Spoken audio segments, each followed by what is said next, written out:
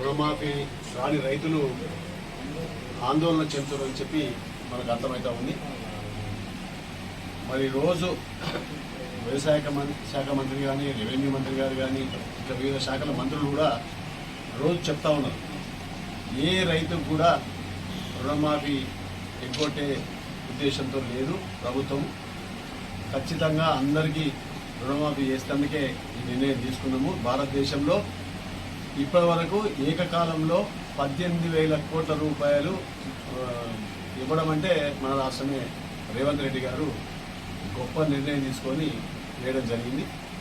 ఇందులో ఎవరైతే మనం బడ్జెట్లో ఆల్రెడీ 35,000 కోట్లు పెట్టుకున్నాం, ఆ పైసలు ఇచ్చేదాకా ప్రాసెస్ నడుస్తూనే ఉంటుంది. ఎక్కడైతే కొన్ని పేర్లు ఆధార్ కార్డులో ఒక పేరున్నది, అక్కడ మన బ్యాంకులో ఇంకో పేరున్నది, కొంచెం ఎర్రర్స్ ఉన్నాయి, వాటిని రెక్టిఫై చేసి ఒకవేళ 2 లక్షల కంటే పై చిలుకుంటే 5,000 10,000 ఎక్కుంటే అది రైతు కట్టుకున్నట్టయితే 2 లక్షల వరకు చేసుకున్నట్టయితే ఆటోమేటిక్గా లిస్ట్లో వచ్చే అవకాశం ఉంటుంది. అదొక్కటి చేసుకోవాలి. రెండవది, ఫస్ట్ మీరు పోయి అయ్యా నాది 2,20,000 ఉన్నది, ఏం చేయాలి, మరి నాకు రాలేదు అని అడిగి ఏఓ దగ్గరకు పోతే ఏఈఓ కానీ, అగ్రికల్చర్ ఎక్స్టెన్షన్ ఆఫీసర్ లేకుంటే అగ్రికల్చర్ ఆఫీసర్ మండల్ మీరు పోయి మాట్లాడినట్టయితే డెఫినెట్గా వాళ్ళు మీకు సొల్యూషన్ ఇస్తారు. మీరు మీది పైసలు కట్టుకుంటే మీరు లీస్ట్ వస్తారని చెప్తారు. దాని ప్రకారం మీకు లీస్ట్లో వచ్చే అవకాశం ఉంటుంది, 2 లక్షల రూపాయలు వస్తాయి. ఇంకొకటి, పేర్ల తప్పుపడ్డదా, బ్యాంకులో ఏమైనా ఇబ్బంది ఉందా, ఇంకేం మిస్టేక్ ఉన్నా మీకు చెప్తారు. మీకు దరఖాస్తు ఇచ్చినట్టయితే అది కూడా రెక్టిఫై చేసి అంచెలంచెలుగా ప్రతి ఒక్కరికి రుణమాఫీ చేయడం పక్క ఈ ప్రభుత్వం కృతనిశ్చయంతో ఉంది. ఆ రోజు మంత్రి తుమ్మల నాగేశ్వరరావు గారు మాట్లాడుతూ ఉన్నారు. నిన్న పొంగులేటి గారు కూడా మాట్లాడారు. చాలామంది మంత్రులు మాట్లాడుతూ ఉన్నారు.